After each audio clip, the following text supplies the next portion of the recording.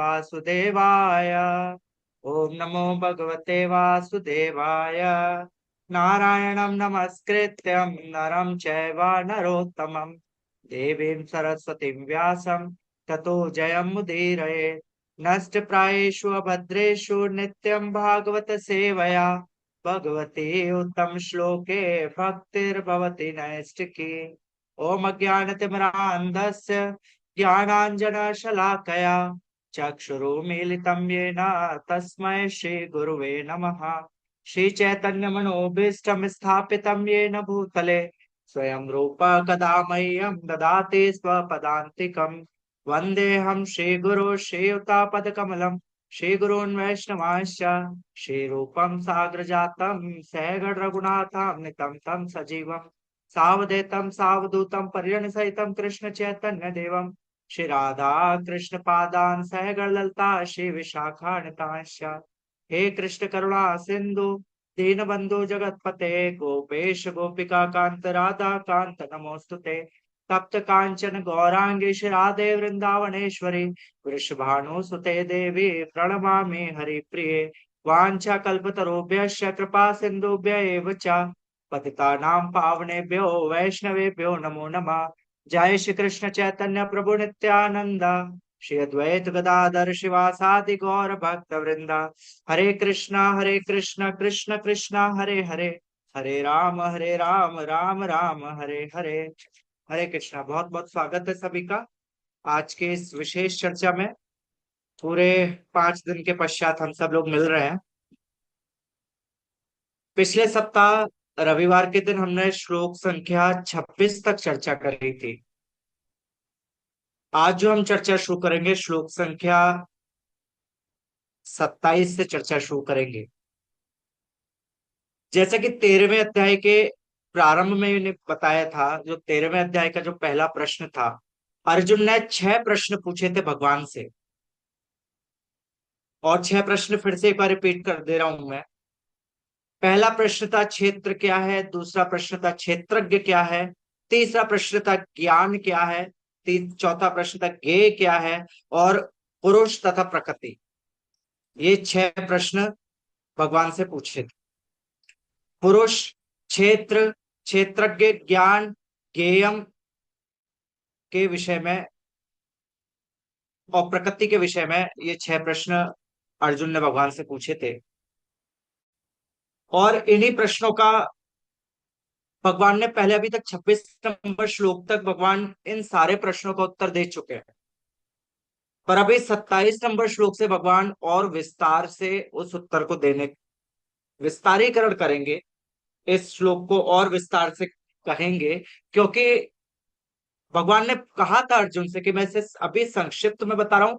विस्तार से जानने के लिए जैसे उन्होंने बताया, विभिन्न वेदांत सूत्र से तुम इसे पढ़ सकते हो, वेदांत सूत्र से इसे जान सकते हो, और भगवान ने बताया था। तो अभी 27 नंबर श्लोक से इन्हीं 6 प्रश्नों को थोड़ा विस्तार से भगवान बताने का प्रयास कर रहे हैं। तो और ये 9 श्लोक बचे हैं अभी अपने, 27 से लेकर के 35 तक। इन 9 श्लोकों में पहले 6 प्रश्नों का भगवान विस्तारीकरण कर रहे हैं। तो एक एक करके श्लोक पढ़ेंगे, अर्थ पढ़ेंगे, तात्पर्य भी पढ़ेंगे। कई भक्तों का मुझे लगा कि संशय रहता कि हम तात्पर्य क्यों पढ़े। देखिए, हम प्रभुपाद अनुगा हैं, हम प्रभुपाद का अनुगमन करते हैं, इसलिए प्रभुपाद जी के मूड को, प्रभुपाद जी की इच्छा को जानना बहुत आवश्यक है। तभी हम एक एक श्लोक के तात्पर्य को, अर्थ को अच्छे से समझ पाए। तो भगवत गीता 13वां अध्याय श्लोक संख्या 27 स्क्रीन पर शो कर रखा है, उस पर पढ़ सकते हैं सभी लोग। नहीं तो सभी भक्त, नहीं तो गीता होगी, गीता में से भी पढ़ सकते हैं। यावत् सजायते किंचित सत्वं स्थावर जंगमम क्षेत्र क्षेत्रज्ञ संयोगा तद्विधि भरतर्षभा। अनुवाद। हे भरतवंशियों में श्रेष्ठ, यह जान लो कि चर तथा अचर जो भी तुम्हें अस्तित्व में दिख रहा है, वह कर्म क्षेत्र तथा क्षेत्र के ज्ञाता का संयोग मात्र है। तात्पर्य। इस श्लोक में ब्रह्मांड की सृष्टि के भी पूर्व से अस्तित्व में रहने वाली प्रकृति तथा जीव दोनों की व्याख्या की गई है। जो कुछ भी उत्पन्न किया जाता है वह जीव तथा प्रकृति के संयोग मात्र होता है। वृक्ष, पर्वत आदि ऐसी अनेक अभिव्यक्तियां हैं जो गतिशील नहीं है।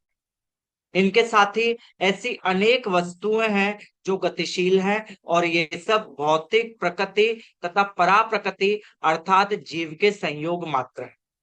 पराप्रकृति जीव के स्पर्श के बिना कुछ भी उत्पन्न नहीं हो सकता। भौतिक प्रकृति तथा आध्यात्मिक प्रकृति का संबंध निरंतर चल रहा है, और यह संयोग परमेश्वर द्वारा संपन्न कराया जाता है। अतएव वे ही पर तथा अपरा प्रकृतियों के नियामक हैं। अपरा प्रकृति उनके द्वारा सृष्ट है, और परा प्रकृति उस अपरा प्रकृति में रखी जाती है, जिस प्रकार सारे कार्य तथा अभिव्यक्तियां घटित होती है। एक बार फिर से अर्थ और श्लोक पढ़ते हैं, फिर चर्चा को प्रारंभ करेंगे। यावत् जायते किंचित सत्वम स्थावर जंगमम क्षेत्र क्षेत्र के संयोगा तद विद्धि भरतर्षभ। हे भरतवंशियों में शेष, ये जान लो, चर तथा अचर जो भी तुम्हें अस्तित्व में दिख रहा है वह कर्म क्षेत्र तथा क्षेत्र के ज्ञाता का संयोग मात्र है। देखिए, इस श्लोक में स्पष्टतः अगर देखा जाए, प्रकृति और पुरुष का संयोजन बताया गया है। प्रकृति पुरुष का मिलन बताया गया है। क्या है? भौतिक जगत की प्रत्येक चर अचर जो भी जीव है वो कर्म क्षेत्र और क्षेत्र के ज्ञाता का संयोग मात्र है। क्योंकि जैसा दूसरी पंक्ति का पहला शब्द है, क्षेत्र क्षेत्र के संयोग। क्षेत्र की परिभाषा, क्षेत्र क्या है ये भी मैंने बताया। क्षेत्र क्या है? कोई वॉलेंटियर करना चाहेगा?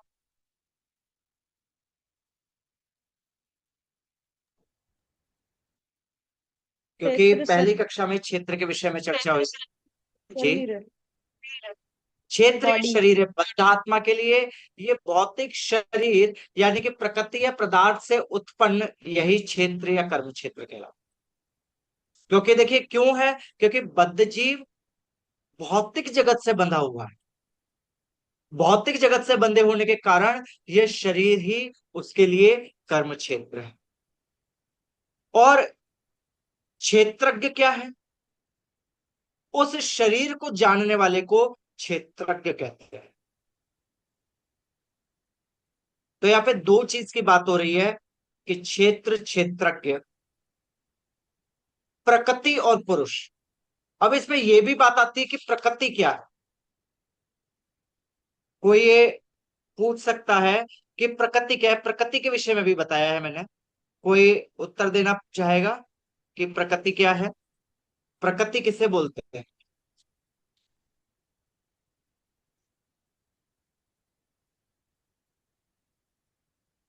देखिए, श्लोक संख्या 20 से 26 के बीच में मैंने बताया था कि प्रकृति क्या है। प्रकृति शाश्वत है।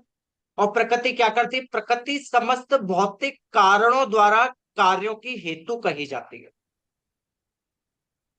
और पुरुष क्या था? पुरुष को स्वयं के सुख दुख का हेतु कहा जाता है। उसके क्यों? कि उसके भोग वृत्ति के कारण प्रकृति और पुरुष के विषय में हम चर्चा कर चुके हैं। तो 27 नंबर श्लोक में जो बताया गया, प्रकृति और पुरुष का संयोजन बताया गया है। प्रकृति पुरुष का क्या संयोजन है?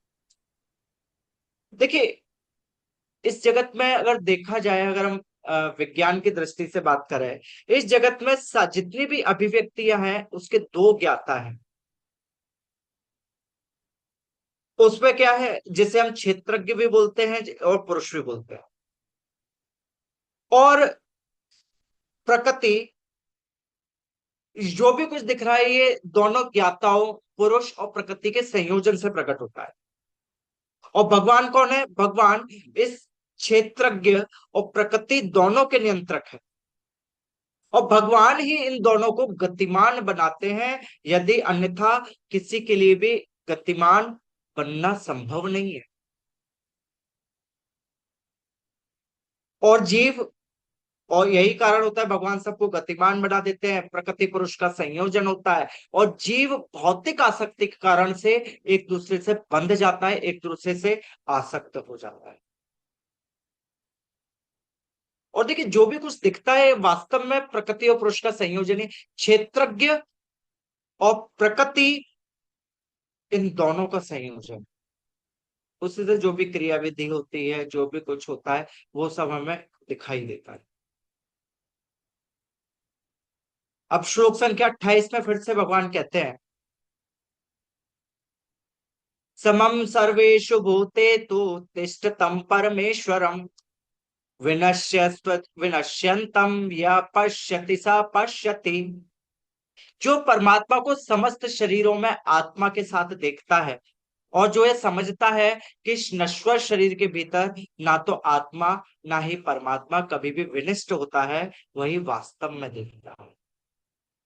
तात्पर्य, जो व्यक्ति सत्संगति से तीन वस्तुओं को, शरीर, शरीर का स्वामी आत्मा तथा आत्मा के मित्र को एक साथ संयुक्त देखता है, वही सच्चा ज्ञानी है।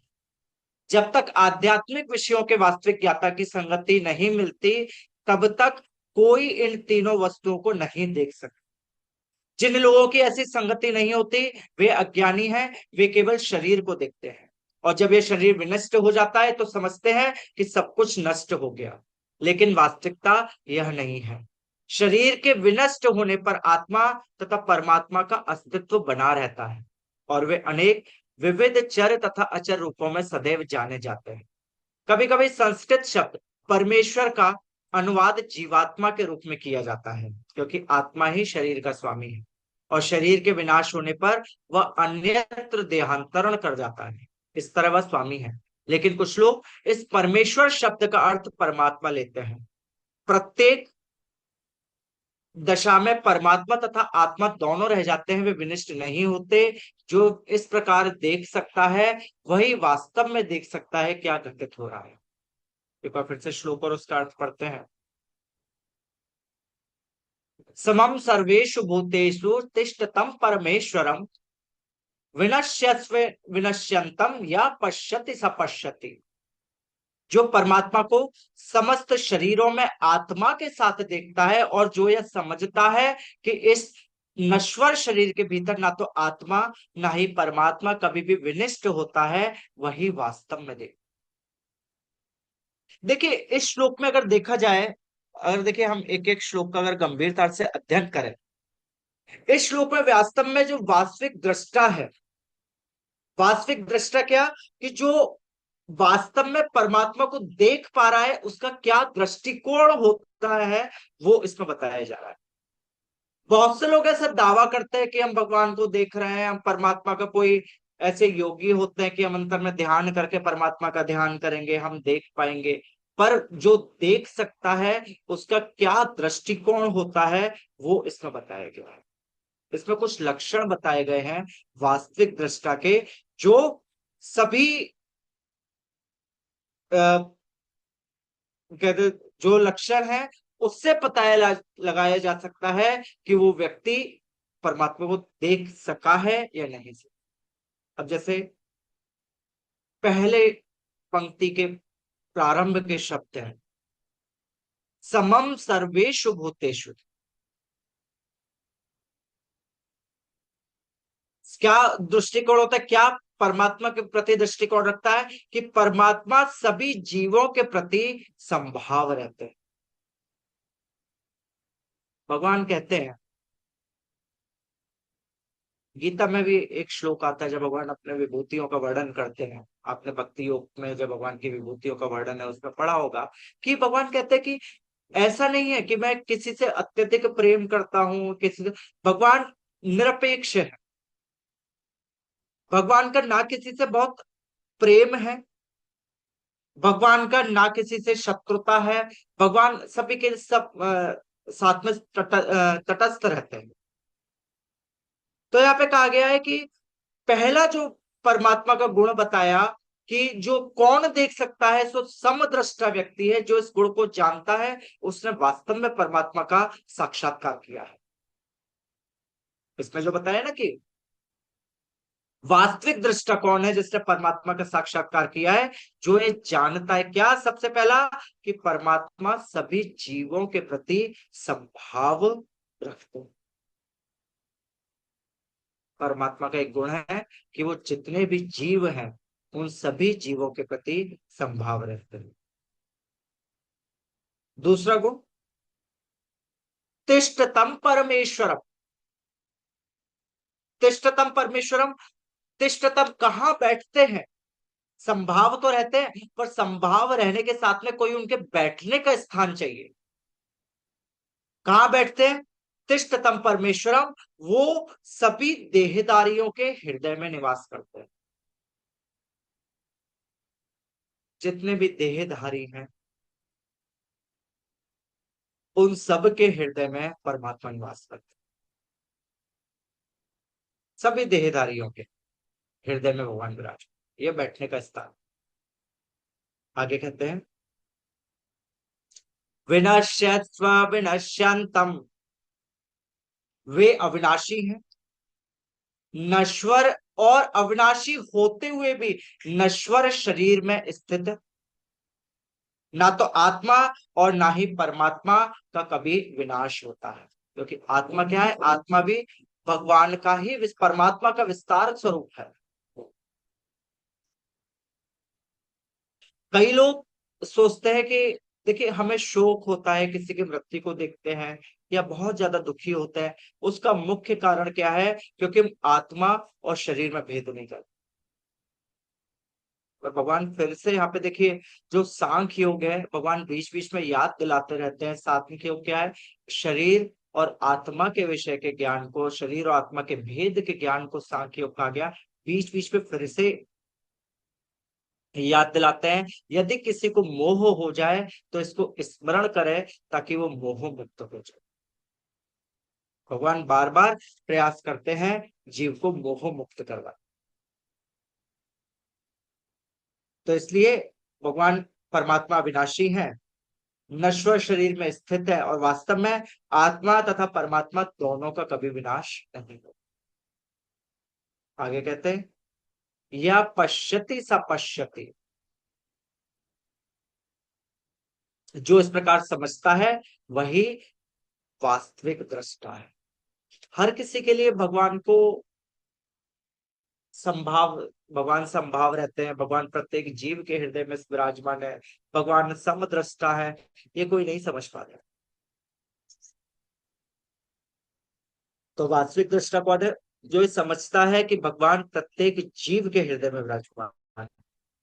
और ये कब होता है? देखिए, ये भी अगर हम देखिए ज्ञान योग की बात करें, जब वास्तविक ज्ञान के कारण ही उन्नत दृष्टि की प्राप्ति होती है, तो वो भगवान को जीव से भिन्न लेकिन प्रकृति से युक्त जीव में स्थित देखता है। देखिए, थोड़ा सा कॉम्प्लिकेटेड सा वर्ड है। जब वास्तविक ज्ञान की प्राप्ति होती है, वास्तविक ज्ञान की प्राप्ति क्या है? गुरु जब हमें दिव्य ज्ञान प्रदान करते हैं कि हम प्रतिदिन प्रार्थना करते हैं, चक्षुदान दिलो जय, जन्मे जन्मे प्रभु से ही। भगवान ने भी अर्जुन से जब अपने विराट स्वरूप का दर्शन करवाया तो बहुत विराट अर्जुन को दिव्य दृष्टि प्रदान करी। उस दिव्य दृष्टि के सहयोग से अर्जुन ने भगवान के उस विराट स्वरूप का दर्शन किया।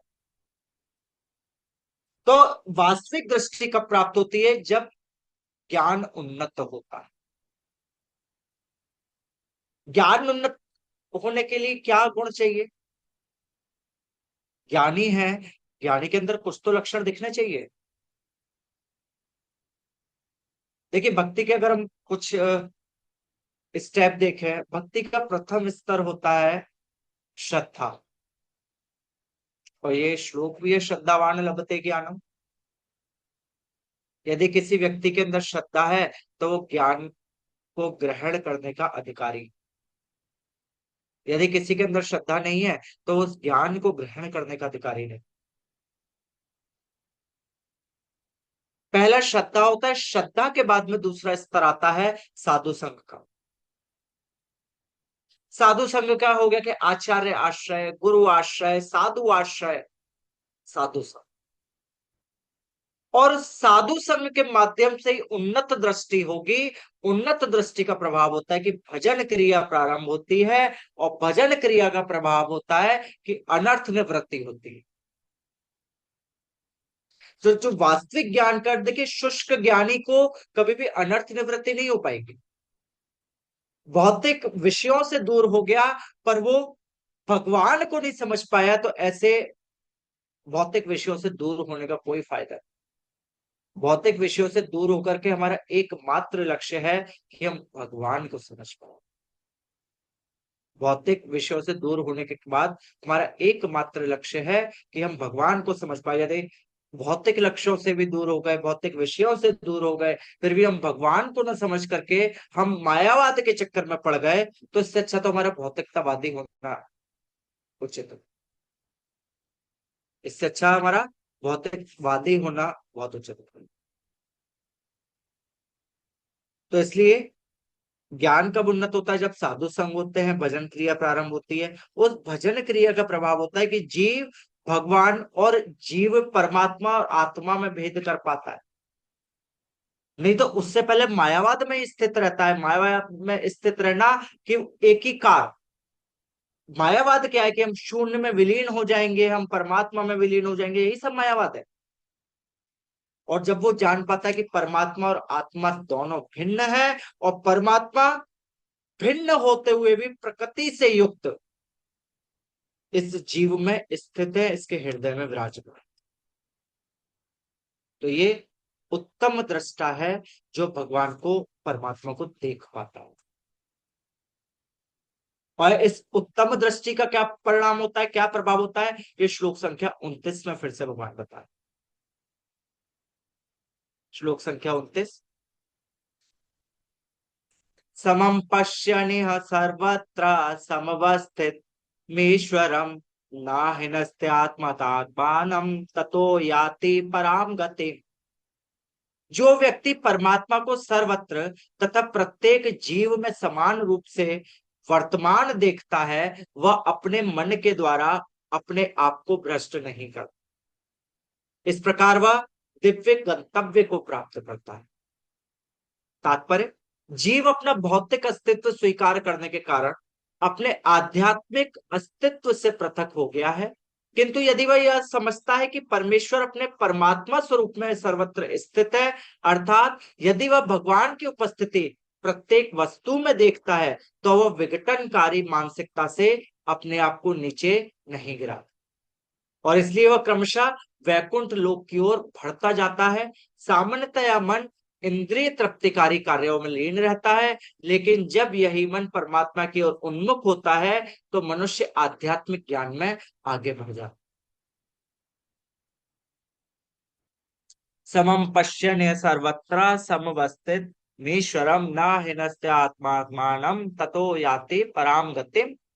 जो व्यक्ति परमात्मा को सर्वत्र तथा प्रत्येक जीव में समान रूप से वर्तमान देखता है, वह अपने मन के द्वारा अपने आप को भ्रष्ट नहीं करता। इस प्रकार वह दिव्य गंतव्य को प्राप्त करता है। तो देखिए, दिव्य गंतव्य को प्राप्त करता है, इसमें देखिए एक एक शब्द को देखें। पहली पंक्ति को देखें इस श्लोक की, समपश्यन्य सर्वत्र समवस्थित मीश्वरम। जो व्यक्ति परमात्मा को सर्वत्र तथा प्रत्येक जीव में समान रूप से उपस्थित देखता है। कौन व्यक्ति? पिछले श्लोक में चर्चा करी, जो वास्तविक दृष्टा है। कौन? जो वास्तविक दृष्टा है, वो यही देखता है कि परमात्मा को सर्वत्र देखता है, और कहां का देखता है? प्रत्येक जीव में समान रूप से स्थित, समान रूप से स्थित दिखता है। तो वो क्या करता है, उसका क्या परिणाम होता है जब वो देखता है? ना हिनस्त्यात्मतात्मान, वह अपने विचलित मन द्वारा स्वयं को भ्रष्ट नहीं करता। परमात्मा को सब जगह देखने वाला व्यक्ति अपने इंद्रियों को नियंत्रित कर लेता है। क्यों इंद्रियों को नियंत्रित कर लेता है? क्योंकि अपने मन को विचलित होने से नियंत्रित कर, यह परिणाम होता है वास्तविक दृष्टा का बनने का। मन नियंत्रित में आ गया, पर वास्तव में मन को नियंत्रित करना अत्यधिक कठिन है। पर वास्तविक दृष्टा करके परमात्मा को सब जगह संभाव से देख करके व्यक्ति मन को नियंत्रित कर सकता। और क्या होता है फिर? ततो यतिम या ततो याति पराम गतिम। और अंत क्या होता है? अंत में वो आध्यात्मिक जगत को प्राप्त कर। तो ये देखिए, वास्तविक जो दृष्टा है, अब इन दो श्लोकों में हमने परमात्मा के प्रति उसका दृष्टिकोण जाना और उसकी क्या गति होती है वो जाना। तो सिंपल सी गति है जो वास्तविक दृष्टा है, यानी कि जो परमात्मा को सब जगह संभाव से दिखता है। पहली गति कि उसका मन नियंत्रित हो, मन को नियंत्रित करना वास्तव में बहुत कठिन है। दूसरी गति, अंत में अभ्यास करते हुए वो आध्यात्मिक जगत को प्राप्त। किसकी गति होगी? जो वास्तविक दृष्टा है। वास्तविक दृष्टा कौन? जो प्रत्येक जीव के हृदय में विराजमान परमात्मा का दर्शन कर रहा है, वो वास्तविक दृष्टा।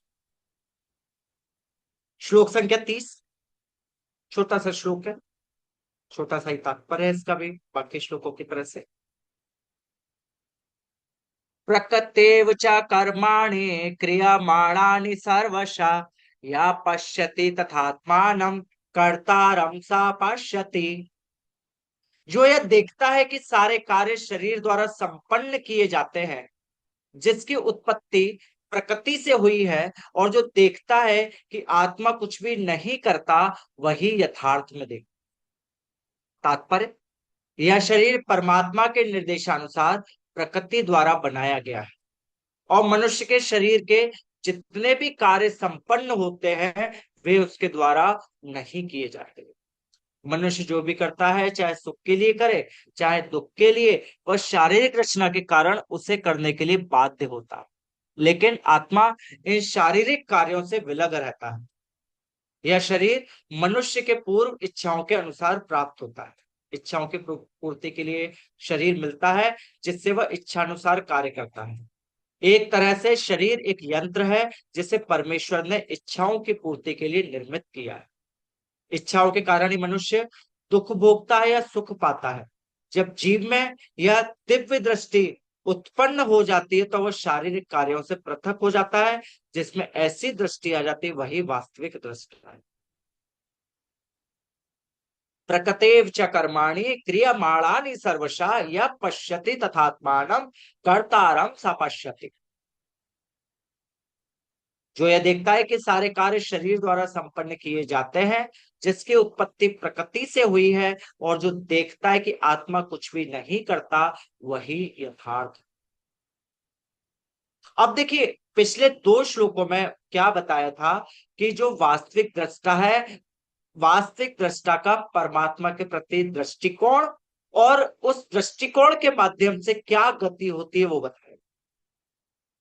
इस श्लोक में जीव और प्रकृति के प्रति वास्तविक दृष्टा का क्या दृष्टिकोण रहता है वो बताया गया है। जो वास्तविक दृष्टा है वो जीव को कैसे देखता है और प्रकृति को कैसे देखता है, ये इस श्लोक में बताया गया। पहली पंक्ति श्लोक की, प्रकृतेव च कर्माणि क्रियमाणानि सर्वशा। प्रकृति करता है, सभी भौतिक कर्म शरीर द्वारा संपन्न होते हैं जो प्रकृति जनित है। प्रकृति क्या है? करता है, और जितने भी भौतिक कर्म शरीर द्वारा संपन्न होते हैं वो प्रकृति जनित है। प्रकृति के प्रति क्या दृष्टि? प्रकृति करता है और भौतिक कर्म शरीर द्वारा संपन्न होते हैं जो प्रकृति के द्वारा ही जनित है। दूसरा क्या दृष्टिकोण है? या पश्यति तथात्मानं कर्तारं सा पश्यति। जीव अकर्ता है, प्रकृति करता है, जीव अकर्ता है। जीव यानी कि जीव कोई कार्य नहीं करता। जो इस प्रकार देखता है वही यथार्थ में देखता। देखिए, जीव, पहले हमने तीसरे अध्याय का 27 नंबर श्लोक पढ़ा हो। अगर हम तीसरे अध्याय की बात करें, तीसरे अध्याय का श्लोक संख्या 27, तो श्लोक में स्पष्ट बताया गया है, प्रकृते क्रियमाणानि गुणे कर्माणि सर्वशा अहंकार विमूढ़ात्मा कर्ता हमति मन्यते।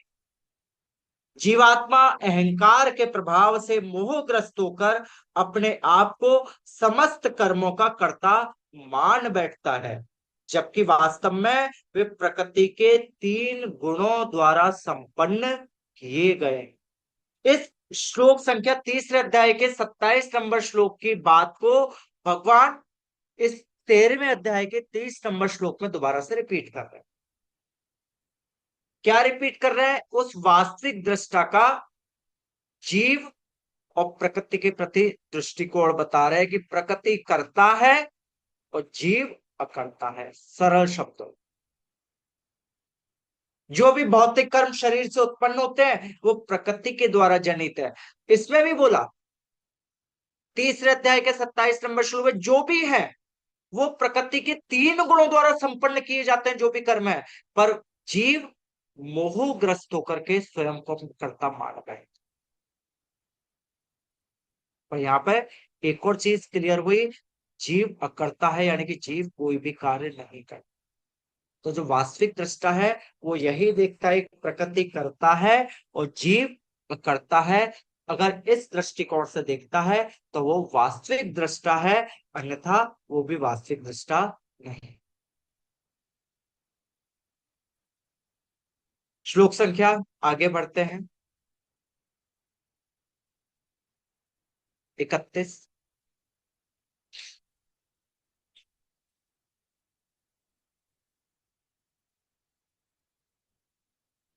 यथा भूत पृथक भावम एकस्थे मनुपश्यति तथा एव च विस्तारम ब्रह्म संपद्यते तदा। अनुवाद: जब विवेकवान व्यक्ति विभिन्न भौतिक शरीरों के कारण विभिन्न स्वरूपों को देखना बंद कर देता है और यह देखता है कि किस प्रकार जीव सर्वत्र फैले हुए हैं, तो वो ब्रह्म बोध को प्राप्त। तात्पर्य: जब मनुष्य देखता है कि विभिन्न जीवों के शरीर उस जीव की विभिन्न इच्छाओं के कारण उत्पन्न हुए और वे आत्मा से किसी तरह संबंध नहीं है, तो वह वास्तव में देखता है। देहात्म बुद्धि के कारण हम किसी को देवता, किसी को मनुष्य, कुत्ता, बिल्ली आदि के रूप में देखते हैं। यह भौतिक दृष्टि है, वास्तविक दृष्टि नहीं है। यह भौतिक भेदभाव देहात्म बुद्धि के कारण है। भौतिक शरीर के विनाश के कारण आत्मा एक रहता है। यह आत्मा भौतिक प्रकृति के संपर्क से विभिन्न प्रकार के शरीर धारण करता है। जब कोई इसे देख पाता है तो उसे आध्यात्मिक दृष्टि प्राप्त होती है। इस प्रकार जो मनुष्य पशु, ऊंच नीच आदि भेदभाव से मुक्त हो जाता है, उसकी चेतना शुद्ध हो जाती है और वह अपने आध्यात्मिक स्वरूप में कृष्ण भावनामृत विकसित करने में समर्थ होता है। तब वह वस्तुओं को जिस रूप में देखता है उसे अगले श्लोक में बताया गया है। एक बार फिर से श्लोक और उसका अनुवाद पढ़ते हैं। यथा भूत पृथक भावम एकस्थमनुपश्यति तत एव च विस्तारम ब्रह्म संपद्यते तदा। जब विवेकवान व्यक्ति विभिन्न भौतिक शरीरों के कारण विभिन्न स्वरूपों को देखना बंद कर देता है और यह देखता है कि किस प्रकार जीव सर्वत्र फैले हुए हैं, तो वह ब्रह्म बोध को प्राप्त। देखिए इस श्लोक में, श्लोक संख्या 30 में वास्तव में ब्रह्म बोध के विषय में बताया गया। ब्रह्म बोध क्या है? कि भिन्न भौतिक शरीरों के कारण भिन्न स्वरूपों को देखना, यानी कि पृथक भाव ब्रह्म बोध।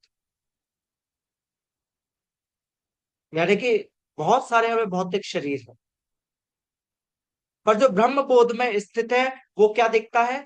प्रत्येक भौतिक शरीर में स्थित आत्मा और परमात्मा का दर्शन करता है। प्रत्येक शरीर को संभाव की दृष्टि से देखता है।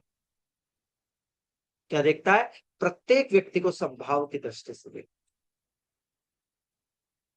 है। विवेक दृष्टि यानी कि ब्रह्मबोध ये है कि वो किस प्रकार आध्यात्मिक स्वरूप वाले जीव आत्मा परमात्मा का अंश होते हुए परमात्मा के साथ में हर शरीर में व्याप्त है।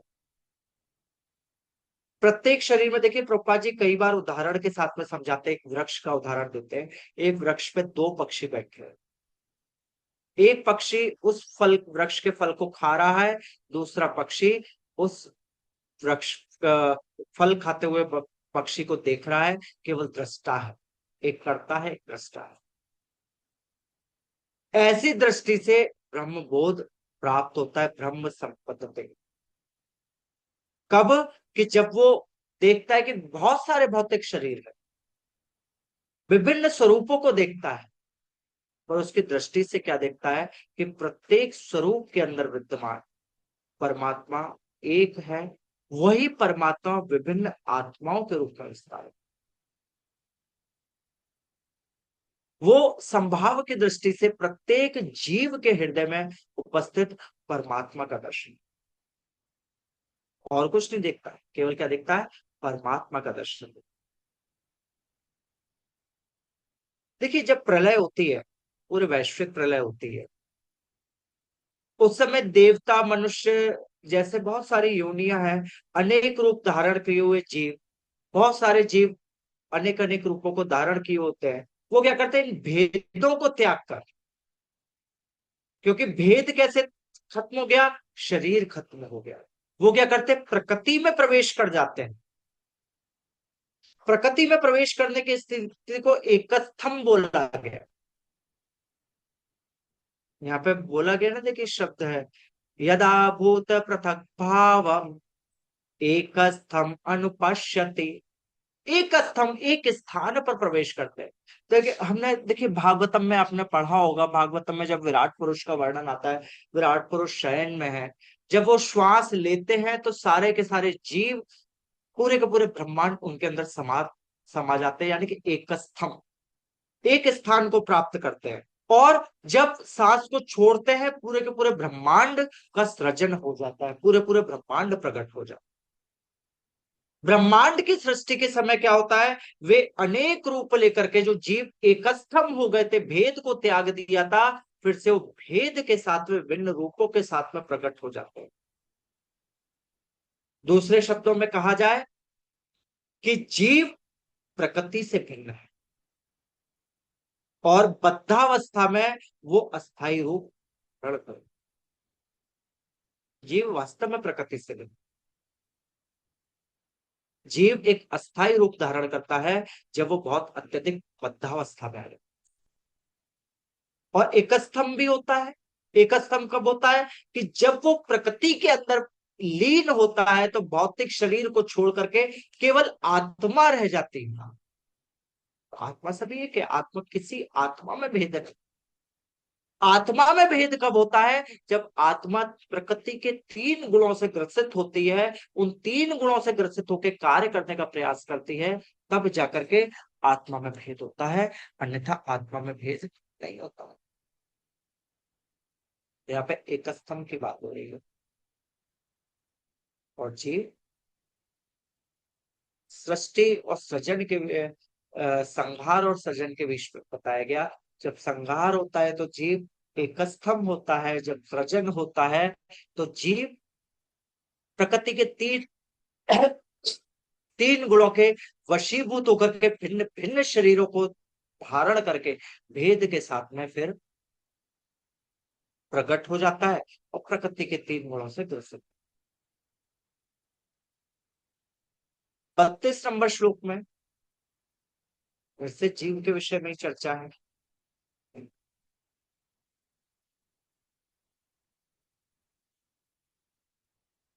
अनादि तत्वा निर्गुण तत्वा परमात्मा अव्यया शरीर स्थो अपि कौन्तेय न करोति न लिप्यते।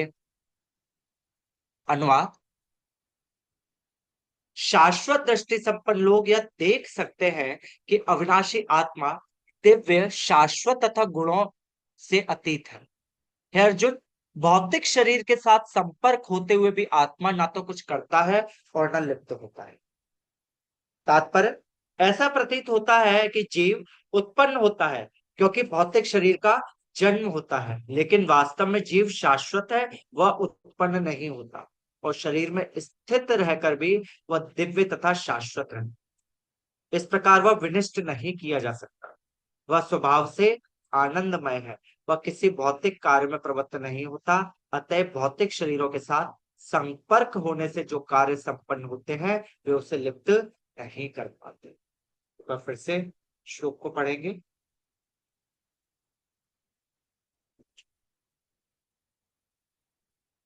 अनादि तत्व निर्गुण तत्व परमात्मा व्ययम शरीरस्थो अपि कौन्तेय न करोति न लिप्यते। शाश्वत दृष्टि संपन्न लोग यह देख सकते हैं कि अविनाशी आत्मा दिव्य शाश्वत तथा गुणातीत है।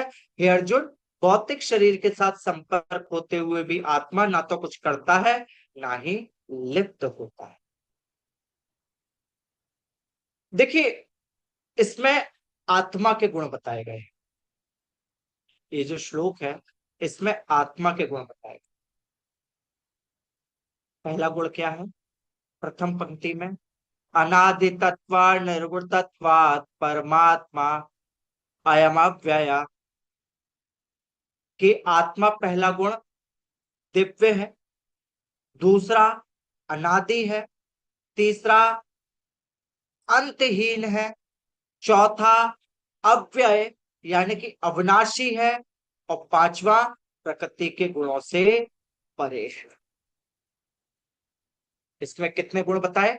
प्रथम पंक्ति में फिर से आत्मा के 5 गुण बताए। क्या क्या गुण है?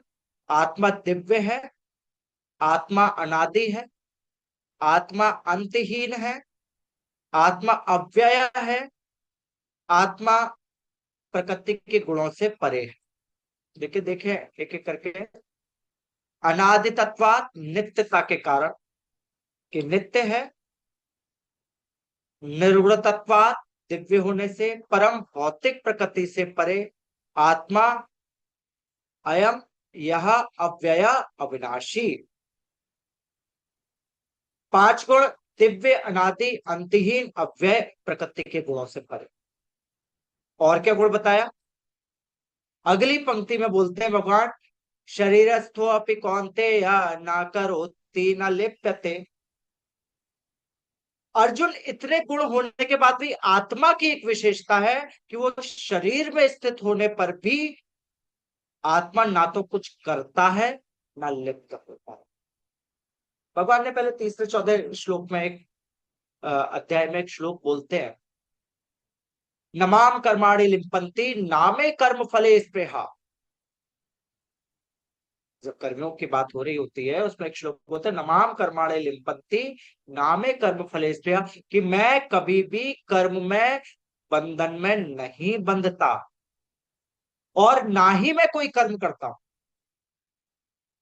वही परमात्मा गुण यहाँ भगवान आत्मा के लिए बता रहे हैं कि आत्मा इस शरीर में स्थित है, एक भौतिक शरीर में स्थित है, फिर भी आत्मा ना तो कुछ करता है ना लिप्त होता है।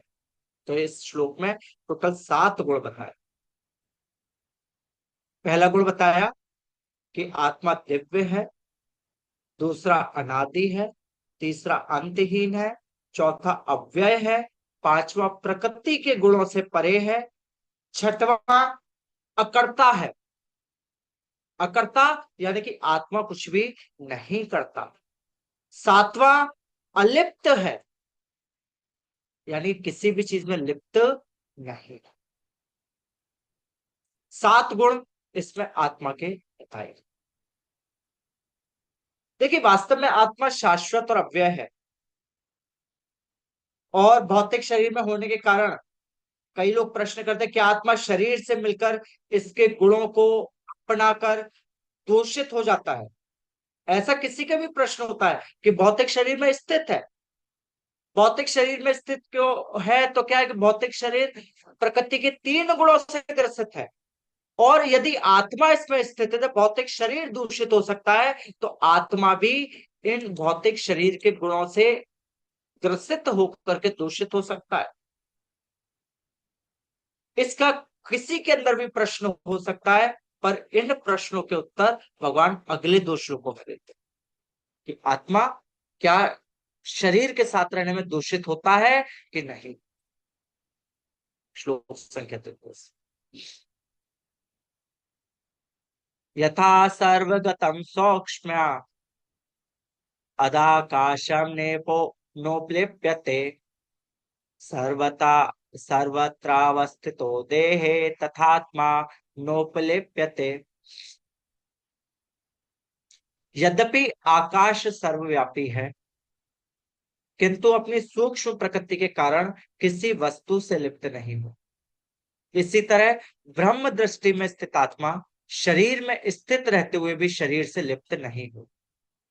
तात्पर्य, वायु, जल, कीचड़, मल तथा अन्य वस्तुओं में प्रवेश करती है, फिर भी वह किसी वस्तु से लिप्त नहीं। इसी प्रकार से जीव विभिन्न प्रकार के शरीरों में स्थित होकर भी अपनी सूक्ष्म प्रकृति के कारण उनसे पृथक बना रहता है। अतः इन भौतिक आंखों से यह देख पाना संभव है कि जीव किस प्रकार किस शरीर के संपर्क में है, और शरीर के विनष्ट हो जाने पर वह उससे कैसे विलग हो जाता है, कोई भी विज्ञानी से निश्चित नहीं कर सकता। यथा सर्वगतं सौक्ष्म्यात् आकाशम न उपलिप्यते सर्वत्र अवस्थिता देहे तथा आत्मा न उपलिप्यते। यद्यपि आकाश सर्वव्यापी है, किंतु अपनी सूक्ष्म प्रकृति के कारण किसी वस्तु में लिप्त नहीं होता। उसी तरह ब्रह्म दृष्टि में स्थित आत्मा शरीर में स्थित होते हुए भी शरीर से लिप्त नहीं होता। देखिए, यहाँ पे भगवान स्पष्ट कह रहे हैं कि आत्मा का पदार्थ यानी कि प्रकृति के तीन गुणों से मिश्रण नहीं हो। आत्मा कितना भी प्रयास कर ले, उसका मिश्रण नहीं होगा। क्यों मिश्रण नहीं होगा? क्यों? क्योंकि आत्मा प्रकृति के तीन गुणों से परे है। ये आत्मा क्या है? प्रकृति के तीन गुणों से परे है, इसलिए आत्मा कितना भी प्रयास कर ले, मिश्रण नहीं हो सकता। ब्रह्म दृष्टि में स्थित आत्मा भौतिक शरीर में स्थित रहते हुए भी लिप्त नहीं होता। जिस प्रकार उदाहरण दिया भगवान ने आकाश का, आकाश यद्यपि सर्वव्यापी है, किंतु अपनी सूक्ष्म प्रकृति के कारण किसी में भी लिप्त नहीं होता है। उसी तरह आत्मा भी इस शरीर में सर्वव्यापी है, पर अपनी प्रकृति के कारण प्रकृति के गुणों से लिप्त नहीं होता। तो लिप्त नहीं होता तो क्या करता है आत्मा फिर? श्लोक संख्या 34 में बता रहे हैं। एक मिनट।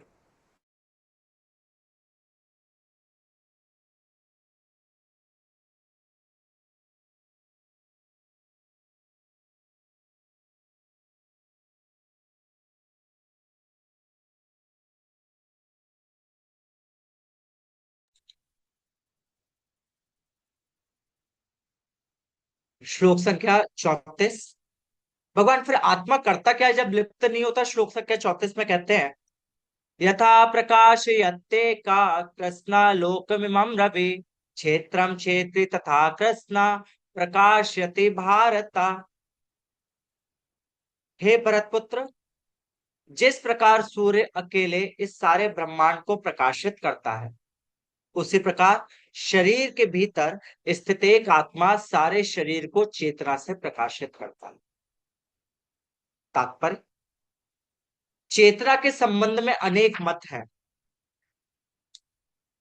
यहाँ भगवान, यहाँ पर भगवत गीता में सूर्य तथा धूप का उदाहरण दिया गया है। जिस प्रकार सूर्य के स्थान पर स्थित रहकर ब्रह्मांड को आलोकित करता है, उसी तरह आत्मा सूक्ष्म रूप कण शरीर के हृदय में स्थित रहकर चेतना द्वारा शरीर को आलोकित करता है। इस प्रकार चेतना ही आत्मा का प्रमाण है।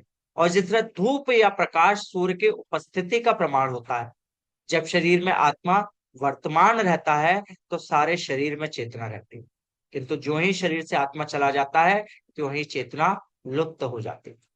इससे बुद्धिमान व्यक्ति सुगमता से समझ सकता है, अतएव चेतना पदार्थ के संयोग से नहीं बनी है, यह जीव का लक्षण है।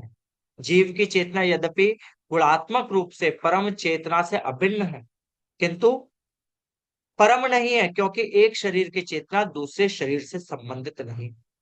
लेकिन परमात्मा, जो आत्मा के सखा रूप में समस्त शरीरों में स्थित है, समस्त शरीरों के प्रति सचेष्ट रहते हैं, परम चेतना तथा व्यष्टि चेतना में यही है। यथा प्रकाशयते का कृष्णा लोकमिमं रवि क्षेत्रम क्षेत्री तथा कृष्णा प्रकाशयते भारत। हे भरतपुत्र, जिस प्रकार सूर्य अकेले इस सारे ब्रह्मांड को प्रकाशित करता है, उसी प्रकार शरीर के भीतर स्थित एक आत्मा सारे शरीर को चेतना से प्रकाशित करता है। तो देखिए, यहाँ पे आत्मा करता क्या है कि आत्मा पूरे शरीर को चेतना से प्रकाशित करता है। कैसे? उदाहरण देते सूर्य का, जैसे अकेला सूर्य पूरे ब्रह्मांड को प्रकाशित करता है, उसी तरह से आत्मा इस पूरे शरीर को चेतना से प्रकाशित करता है। देखिए, चेतना की एक विशेषता है, चेतना पदार्थों के मिश्रण से उत्पन्न नहीं होती। कोई सोचे प्रकृति के 3 गुणों से ग्रसित होकर के चेतना उत्पन्न हो जाए, प्रकृति के 3 गुणों से ग्रसित होकर के चेतना उत्पन्न नहीं हो। ये चेतना आत्मा का लक्षण है। और देखिए, एक शरीर विशेष की आत्मा दूसरे शरीर की आत्मा से संबंधित नहीं हो। और कोई सोचे कि इस शरीर की आत्मा अपने चेतना के प्रभाव को दूसरे शरीर में चेतना का प्रभाव दिखा दे, यह भी संभव नहीं। परंतु परमात्मा जो आत्मा के सखा के रूप में देखिए है, प्रभुपाद जिसने तात्पर्य में बोला, वो समस्त शरीरों में स्थित है, सभी शरीरों के प्रति सचेष्ट है। और परम चेतना और व्यष्टि चेतना में यही अंतर है। आत्मा जो शरीर को प्रकाशित करती है, उसे व्यष्टि चेतना या चेतना कहते हैं। और परमात्मा जब शरीर को प्रकाशित करता है, तो उसे परम चेतना कहा गया है। 2 प्रकार की चेतना बताई गई, व्यष्टि चेतना और परम चेतना। आगे बढ़ते हैं, इस अध्याय का अंतिम श्लोक। ये अंतिम श्लोक वास्तव में सारांश है। क्या सारांश है वो हम पढ़ते हैं। श्लोक संख्या 35। क्षेत्र क्षेत्रज्ञयोरेव मंतरम ज्ञान चक्षुषा भूत प्रकृति मोक्षम च ये विदुर्यान्ति ते परम। जो लोग ज्ञान के चक्षुओं से शरीर तथा शरीर के ज्ञाता के अंतर को देखते हैं और भव बंधन से मुक्ति की विधि को भी जानते हैं, उन्हें परम लक्ष्य प्राप्त हो।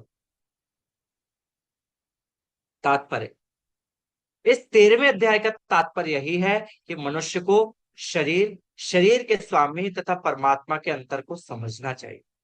उसे श्लोक 8 से लेकर 12 तक में वर्णित मुक्ति की विधि को जानना चाहिए, तभी वह परम गति को प्राप्त हो सकता है। श्रद्धालु को चाहिए कि सर्वप्रथम वह ईश्वर का श्रवण करने के लिए सत्संगति करे और धीरे धीरे प्रबुद्ध बने। यदि गुरु स्वीकार कर लिया जाए, तो पदार्थ तथा आत्मा के अंतर को समझा जा सकता है और वही अग्रिम आत्म साक्षात्कार के लिए शुभारंभ बन सकता है। गुरु अनेक प्रकार के उपदेशों से अपने शिष्यों को देहात्म बुद्धि से मुक्त होने की शिक्षा देता है। उदाहरणार्थ, भगवत गीता में कृष्ण अर्जुन को भौतिक बातों से मुक्त होने के लिए शिक्षा देते हैं। मनुष्य यह तो समझ सकता है कि वह शरीर पदार्थ है और इसे 24 तत्वों में विश्लेषित किया जा सकता है। शरीर स्थूल अभिव्यक्ति है और मन तथा मनोवैज्ञानिक प्रभाव सूक्ष्म अभिव्यक्ति है। जीवन के लक्षण इन्हीं तत्वों की अंतःक्रिया विकार है, किंतु इनसे भी ऊपर आत्मा और परमात्मा है। आत्मा तथा परमात्मा दो हैं। यह भौतिक जगत आत्मा तथा 24 तत्वों के सहयोग से कार्यशील है। जो संपूर्ण भौतिक जगत की इस रचना को आत्मा तथा तत्वों के संयोग से हुई मानता है और परमात्मा की स्थिति को भी यही देखता है, वही वैकुंठ लोक जाने का अधिकारी बन पाता है। और ये बातें चिंतन तथा साक्षात्कार की। मनुष्य को चाहिए कि गुरु की सहायता से इस अध्याय को भली भांति समझ लें। इस प्रकार श्रीमद् भगवत गीता के 13वें अध्याय प्रकृति पुरुष तथा चेतना का भक्ति वेदांत तात्पर्य पूर्ण। क्षेत्र क्षेत्र के योर एवं मंत्रम ज्ञान चक्षुषा भूत प्रकृति मोक्षम चा ये विदुरयांति ते परम। रोहित सलूजा प्रभु जी, आप कुछ बोलना चाह रहे हैं? आपका हैंड्स अप है। जी प्रभु जी। प्रभु जी, पुरुष तत्व का एक बार थोड़ा सा विस्तार कर देंगे तो अच्छा रहेगा। पुरुष क्या है एक बार। पुरुष प्रभु जी, इस श्लोक के बाद में विस्तार करें, जब प्रश्न उत्तर लेंगे फिर उसके बाद में हम सारे प्रश्नों पर चर्चा करेंगे। जी प्रभु। जो लोग ज्ञान के चक्षुओं से शरीर तथा शरीर के ज्ञाता को अंतर को देखते हैं और भव बंधन से मुक्ति की विधि को भी जानते हैं, उन्हें परम लक्ष्य प्राप्त होता है। देखिए, इस श्लोक में वास्तव में सारांश है। सारांश यानी कि फलश्रुति। जो हमने पहले 34 श्लोक सुने, 34 श्लोकों को समझा, उन श्लोकों को सुनने से क्या फल की प्राप्ति होगी, वो इस 35 नंबर श्लोक में बताया गया। क्या बताया?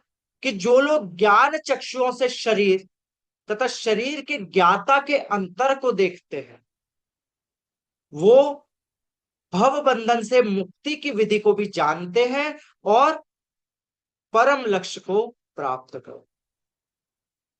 देखिए वही आ गया, आत्मा और शरीर के भेद को जो देखता है, आत्मा और परमात्मा को जो समझता है, प्रकृति पुरुष को जो जानता है, वो मुक्ति की विधि को जानता है और वही परम लक्ष्य को प्राप्त करता है। तो इस अध्याय को सुनने का फल है कि हम मुक्ति की विधि को जान पाए।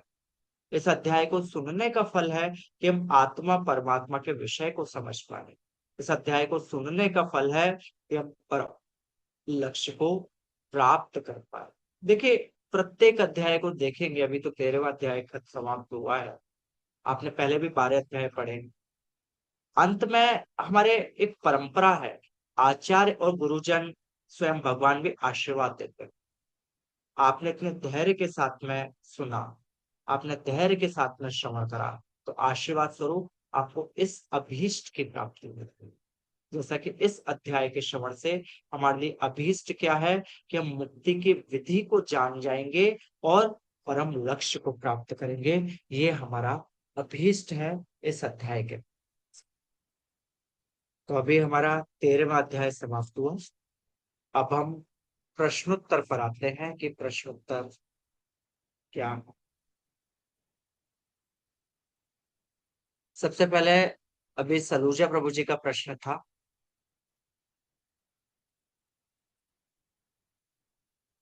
दीपक सलूजा प्रभु जी, आप दोबारा एक बार रिपीट करेंगे अपने प्रश्न को, ताकि सभी लोग सुन पाए। नाम सही कर लेता हूँ, रसल गोपाल दास।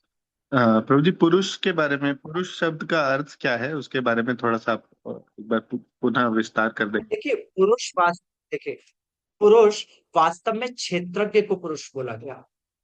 क्षेत्रज्ञ बोलते हैं कि जो इस शरीर को जानने वाला है, इस शरीर के क्षेत्र को जानने वाला है, उसे पुरुष बोला गया। पुरुष के कुछ गुण बताए गए। श्लोक संख्या, पहले के श्लोक देखे, श्लोक संख्या 20-21 में पुरुष के गुण बताए कि पुरुष शाश्वत है। पुरुष स्वयं के सुख दुख का हेतु।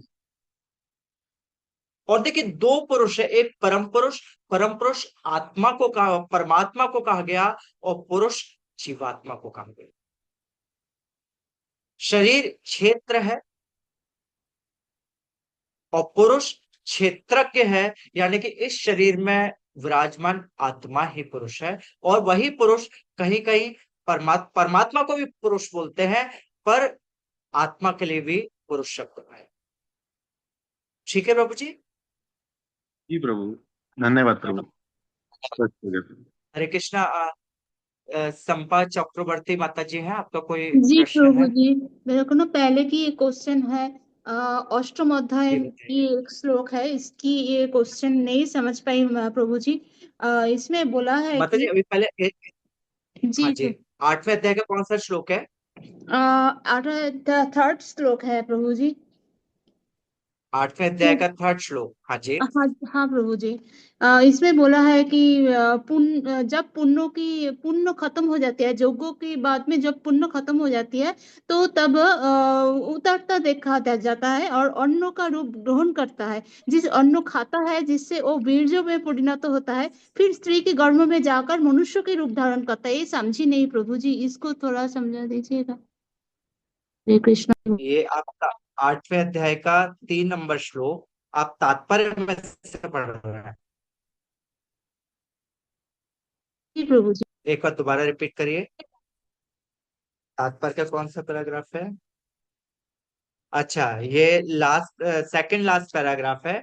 यज्ञ प्रक्रिया में जीव अभीष्ट स्वर्ग लोक की प्राप्ति के लिए विशेष यज्ञ करता है, उन्हें प्राप्त करता है, और जब यज्ञ का पुण्य क्षीण हो जाता है तो जीव पृथ्वी पर वर्षा के रूप में उतरता है, अन्न का रूप ग्रहण करता है, और इस अन्न को मनुष्य खाता है, जिससे वह वीर्य में परिणत होता है, जो स्त्री के गर्भ में जाकर फिर से मनुष्य का रूप धारण करता है। यह मनुष्य पुनः यज्ञ करता है और पुनः वही चक्र चलता है। देखिए, इसमें गर्भ धारण की विधि बताई गई है। जीव ऊपर स्वर्ग लोक से नीचे कैसे आता है? वर्षा के जल के रूप में आता है। वर्षा के जल के रूप में आएगा, पृथ्वी उस जल को पृथ्वी ग्रहण करेगी, पृथ्वी से अन्न उपजेगा, उस अन्न के माध्यम से वो पुरुष खाएगा, वीर के माध्यम से स्त्री के गर्भ में वो स्थानांतरित हो। ये एक गर्भ धारण की विधि है। जैसे हम भगवान कृष्ण के जन्म की बात करें, भगवान सबसे पहले वसुदेव जी के हृदय में प्रकट हुए। वसुदेव जी ने दीक्षा के माध्यम से, ज्ञान के माध्यम से उन्हें देवकी के हृदय में प्रकट करा। भगवान का कोई साधारण गर्भधारण नहीं हुआ। इसमें जो मनुष्यों के गर्भधारण की बात हुई है कि स्वर्ग से आने वाला, उच्च लोकों से आने वाला वर्षा के जल के माध्यम से आता है, पर नीचे से आने वाला जो पाताल वगैरह से आता है उसका भी दूसरा होता है, कि किसी दूसरे रास्ते से वो आता है। देखिए, उच्च लोकों से आने वाले, स्वर्ग वगैरह से आने वाले लोगों के भी कुछ लक्षण बताए गए, ऐसा भागवत और गरुड़ पुराण में वर्णन आता है। जो उच्च लोकों से आते हैं उनके अंदर देखिए धनवान होते हैं, सुंदरता होती है, कोई विशेष गुण होते हैं, तो कहीं ना कहीं उच्च लोकों से आए हैं। पुण्यों का संचय हुआ था, पुण्यों का संचय समाप्त हो गया तो वहां से उतर के आ गए। तो इसमें ऐसा कुछ नहीं है। ये जो श्लोक में बताया गया है कि जीव गर्भ में कैसे आता है, उसका सिंपल सा ये बताया गया। ठीक है माता जी, क्वेश्चन है आपका संशय दूर इससे हुआ? रिलेटेड, इससे रिलेटेड और एक क्वेश्चन है, फिर से वो मनुष्य रूप धारण करता है तो that means that is a fix होता है कि वो मनुष्य गर्भ में मनुष्य होकर ही जन्म लेगी इसी की। देखिए माता जी, नहीं नहीं, ये इसमें केवल मनुष्य के लिए बताया गया है, पर उसमें जो आएगा, हो सकता है उसके पुण्यों का संचय पूरा समाप्त हो गया, इतने पुण्य नहीं रहे कि मनुष्य जन्म मिले, तो जो अन्न के रूप में आया, अन्न को कोई दूसरा व्यक्ति खाएगा, तो दूसरा जीव खाएगा, जंतु खाएगा, पक्षी खाएगा, उस शरीर को धारण करेगा। तो प्रभुपाद जी ने यहाँ पे मनुष्य का एक उदाहरण देकर के बताया है, पर उस अन्न को जो ग्रहण करेगा, जिसके गर्भ में जाएगा, तो वैसे शरीर को वो प्राप्त करेगा। ये समझ गई प्रभु जी। ठीक है माता जी, हरे कृष्णा। कंचन माता जी का प्रश्न है। हरे कृष्णा प्रभु जी, सादर प्रणाम। प्रणाम। प्रभु जी, आपने व्यष्टि चेतना और आप परम चेतना मुझे समझ नहीं आया, कृपा करके बता दीजिए दोबारा। व्यष्टि चेतना और परम चेतना, देखिए व्यष्टि चेतना किसे बोलते हैं? जो व्यष्टि चेतना कहते हैं, देखिए आत्मा इस हमारे शरीर को ही प्रकाशित करती है। आत्मा की चेतना हमारे शरीर को प्रकाशित करती है, व्यष्टि चेतना है। परमात्मा की चेतना इस शरीर को भी प्रकाशित करती है, दूसरे शरीर को भी प्रकाशित करती है, तीसरे शरीर को भी प्रकाशित करती है, पर आत्मा की चेतना केवल जिस शरीर में आत्मा है उसी शरीर को प्रकाशित करती है। वो परमात्मा हर शरीर में विराजमान है, हर शरीर को प्रकाशित करता है। तो परमात्मा की जो चेतना है वो परम चेतना है, और आत्मा की चेतना व्यष्टि चेतना है, यानी कि वो एक शरीर तक ही सीमित है। परमात्मा की चेतना असीमित है। ठीक है प्रभु जी, थैंक यू प्रभु जी, धन्यवाद। ठीक है माता जी, हरे कृष्ण। और किसी का कोई प्रश्न? कोई भी प्रश्न हो किसी का?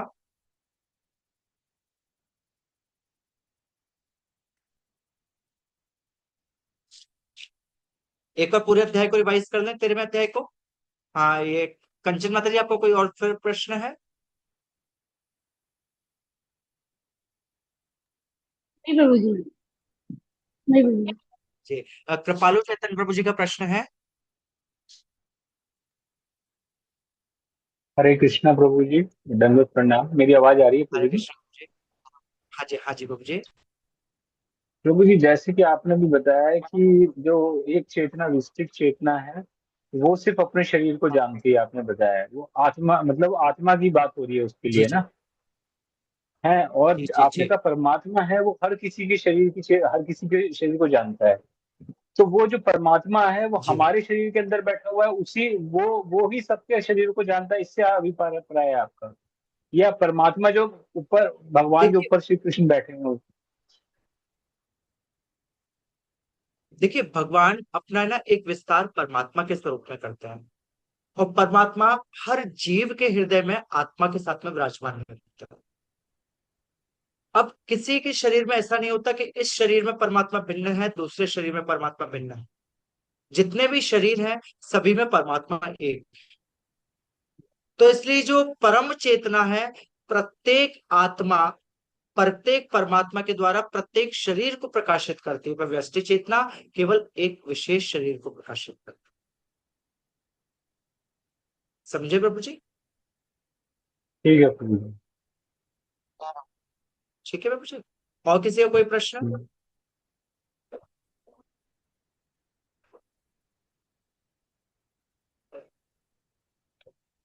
आगे एक बार पूरे अध्याय को 10 मिनट में रिवाइज कर ले,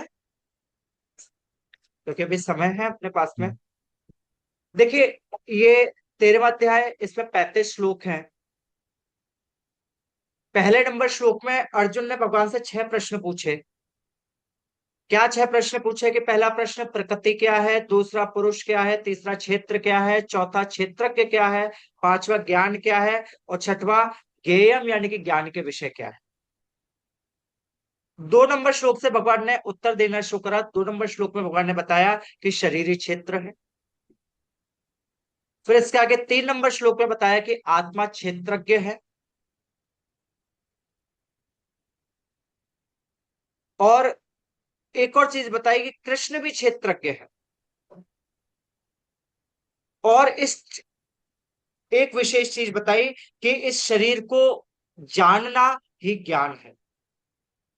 भौतिक शरीर और इसके ज्ञाता को जानना ही ज्ञान है। ये 3 नंबर श्लोक तक बताया। 4 नंबर श्लोक में भगवान ने फिर से उत्तर दिया। जो छठा प्रश्न था, ज्ञेयम ज्ञान के विषय, क्षेत्र और क्षेत्रज्ञ के 6 विषय भगवान ने बताए 4 नंबर श्लोक में। और इसको प्रमाणित करने के लिए 5 नंबर श्लोक में भगवान ने भिन्न भिन्न साक्ष्य प्रस्तुत करे कि यह प्रमाणिकता है।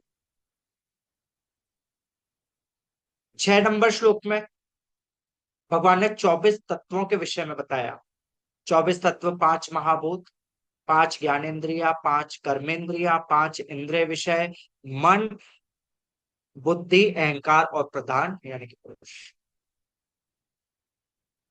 7वें श्लोक में भगवान ने शरीर के गुण तथा विकारों को बताया।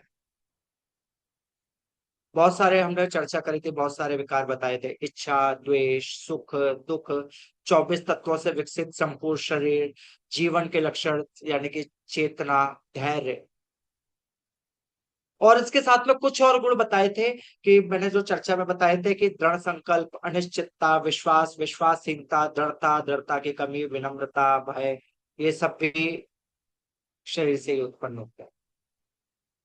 और इसमें 6 शरीर के परिवर्तन भी बताए थे कि शरीर का जन्म होता है, वृद्धि होती है, भरण पोषण करता है, प्रौढ़ता आती है, क्षीणता आती है और मृत्यु हो जाती है। ये 7 नंबर श्लोक में कर रहा है।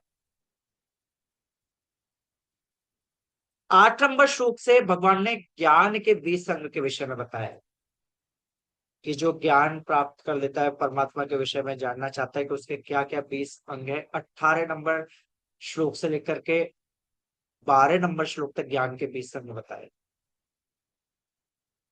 क्या क्या बताए मैं जल्दी से रिपीट कर दे रहा हूं, आप सबने नोट कर रखा होगा। पहला विनम्रता, दूसरा दंभहीनता, तीसरा अहिंसा, चौथा सहिष्णुता, पांचवा सरलता, छठवां प्रामाणिक गुरु की सेवा करना कैसे, निस्वार्थ भाव से, सातवां पवित्रता, आठवां दृढ़ता, नवां आत्मसंयम, 10वां इंद्रिय तृप्ति के विषयों का परित्याग, 11वां मिथ्या अहंकार न होना, 12वां जन्म मृत्यु बुढ़ापा तथा व्याधि के दोषों को समझना कि कष्टप्रद है, 13वां वैराग्य, 14वां संतान, स्त्री, घर तथा अन्य वस्तुओं की ममता से मुक्ति, 15वां अच्छी तथा बुरी घटनाओं के प्रति संभाव, 16वां मेरे प्रति निरंतर अनन्य भक्ति अविक्षेपित ज्ञान से, 17वां एकांतवास। एकांतवास का मतलब मैंने अभी बताया था, भक्तों के संगति में रहना।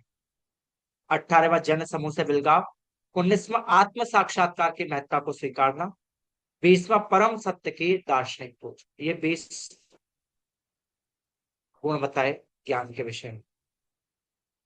13वें नंबर श्लोक से ज्ञेयम यानी कि ज्ञान का विषय बताया, 13 नंबर श्लोक से 19 नंबर श्लोक। और इस ज्ञेयम का बताया कि ज्ञेयम को जान करके मुक्ति को प्राप्त करो। 13 नंबर श्लोक में ये बताया, जीवात्मा के विषय में बताया। 14 से 18 नंबर श्लोक तक इसमें परमात्मा के गुण बताए। 14 से 18वें तक हमने चर्चा करी थी, 17 गुण करीब परमात्मा के विषय में बताए थे। मैं चाहे तो मैं दोबारा रिपीट कर दे रहा हूँ। पहला गुण बताया, उनके हाथ और पैर सर्वत्र हैं। दूसरा बताया, उनकी आंखें, सिंह तथा मुंह सर्वत्र है। तीसरा गुण, उनके कान सर्वत्र है। चौथा गुण, वे सर्वव्याप्त है। पांचवा, वे सभी इंद्रियों के मूल स्रोत है। छठवां, फिर भी वे भौतिक इंद्रियों से रहित है। सातवां, वे समस्त जीवों के पालनकर्ता होकर भी अनासक्त हैं। आठवां, वे भौतिक गुणों के स्वामी होकर भी उनसे परे हैं। नवा, ये चर और अचर जीवों के अंदर तथा बाहर स्थित है, वे चलते हैं नहीं भी चलते। 10वां, वह सूक्ष्म होने के कारण भौतिक इंद्रियों द्वारा नहीं जाने जा सकते। 11वां, वे सूक्ष्म होने के यद्यपि वे अत्यंत दूर हैं लेकिन सभी के निकट भी हैं। 12वां, यद्यपि वे सभी जीवों के मध्य विभाजित प्रतीत होते हैं लेकिन वे कभी विभाजित नहीं है, वे एक रूप में स्थित है। 13वां, वे समस्त जीवों के पालन करता है और उनके संहार करता है, उनकी काल शक्ति द्वारा तथा सृजन करता है। 14वां, वे सभी प्रकाशमान वस्तुओं के प्रकाश स्रोत है। 15वां, वे भौतिक अंधकार से परे हैं। 16वां, वे ज्ञान है, ज्ञेय है, ज्ञान के लक्ष्य है। 17वां, सभी के हृदय में स्थित है। 19 नंबर श्लोक में भगवान ने बताया कि इन सबको समझने के लिए क्या योग्यता होती है, कौन इसको समझ सकता है, उसके विषय में बताया। 20 नंबर श्लोक से प्रकृति और पुरुष के शाश्वतता के बीच में बताया। 20 नंबर श्लोक में बताया कि प्रकृति और पुरुष दोनों शाश्वत हैं। 21 नंबर श्लोक में प्रकृति और जीव की भूमिका के विषय में बताया। 22 नंबर श्लोक में जीव की गुणों से संगति और किस प्रकार से देहांतरण होता है उसके विषय में बताया। 23 नंबर श्लोक में परमात्मा के विषय में बताया कि परमात्मा वास्तविक एक पुरुष है, एक परम पुरुष है। 24 नंबर श्लोक में ये जो परमात्मा विषय ज्ञान है इसका क्या फल है उसके विषय में बताया। 25 नंबर जो श्लोक था उसमें बहुत सारी विधियां बताई, उन विधियों के माध्यम से हम मुक्ति को प्राप्त कर सकते हैं। 26 नंबर श्लोक में इन सारी विधियों को निकाल करके केवल श्रवण के माध्यम से भक्ति की विशेषता को बताया। फिर 27 नंबर श्लोक में प्रकृति और पुरुष का संयोजन बताया कि जो भी कुछ होता है प्रकृति और पुरुष के माध्यम से होता है। 28 नंबर श्लोक में जो वास्तविक दृष्टा है उसका परमात्मा के प्रति क्या दृष्टिकोण रहता है उसके विषय में बताया। 29 नंबर श्लोक में उस वास्तविक दृष्टा की दृष्टि से उसे क्या परिणाम मिलता है उसके विषय में बताया। 30 नंबर श्लोक में जीव और प्रकृति के प्रति जो वास्तविक दृष्टा का दृष्टिकोण रहता है उसके विषय में बताया। 31 नंबर श्लोक में ब्रह्म बोध के विषय में बताया कि ब्रह्म बोध क्या है। 32 नंबर श्लोक में फिर से आत्मा के गुण बताए, मुख्यतः 2 गुण बताए। वैसे तो हमने 7 गुणों पर चर्चा करी पर मुख्य 2 गुण है, आत्मा अकर्ता है और आत्मा अलिप्त है। इसे पुष्टि करने के लिए 33 नंबर श्लोक में बताया कि आत्मा पदार्थ के साथ में मिश्रित नहीं होता है। 34 नंबर श्लोक में फिर इसकी पुष्टि करते हुए बताया कि आत्मा संपूर्ण शरीर को चेतना प्रदान करता है कि जैसे सूर्य पूरे ब्रह्मांड को प्रकाशित करता है। अंतिम 35 नंबर श्लोक में सारांश बताया, यानी कि इन सबको सुनने से किस फल की प्राप्ति होगी उस फल श्रुति के विषय में बताया। इस तरह से आज हमारा 13 नंबर अध्याय, जिसका बहुत विशेष अध्याय था प्रकृति पुरुष तथा चेतना, यहाँ से ज्ञान योग का शुभारंभ है, उसका समापन। कृपालु चैतन्य प्रभु जी का प्रश्न है।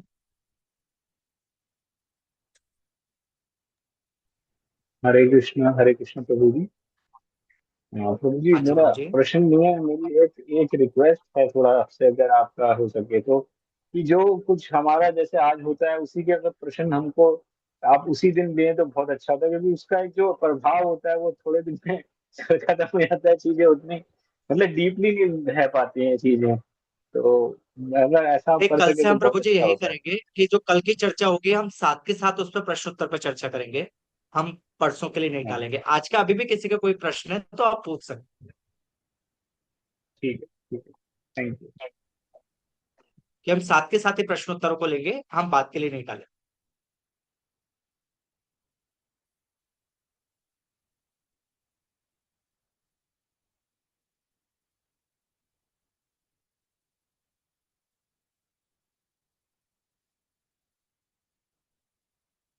तो आज की चर्चा को यही, सच्ची दुलाल प्रभु जी का प्रश्न है।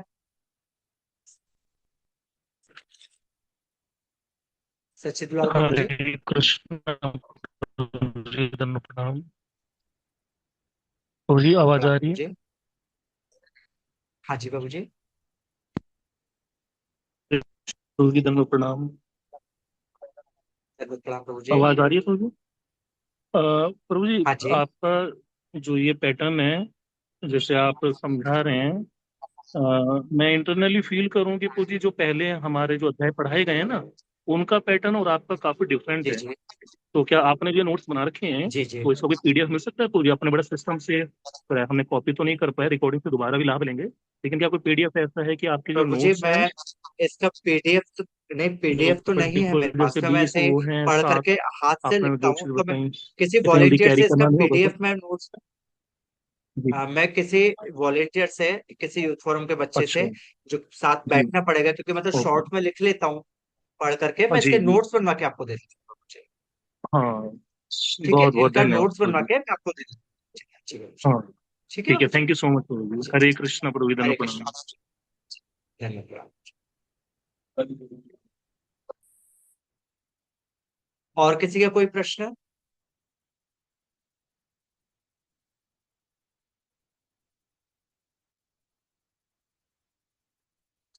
कल देखिए, कल थोड़ा ना क्लास के टाइम पे थोड़ा चेंज रहेगा, क्योंकि कल संडे सब फ्री रहेंगे। कल हम शाम को 4:30 बजे क्लास शुरू करेंगे, क्योंकि मंदिर में भी थोड़ा कार्यक्रम है। अभी रथ यात्रा आने वाली है, उसकी मीटिंग वगैरह, बहुत सेवाएं हैं।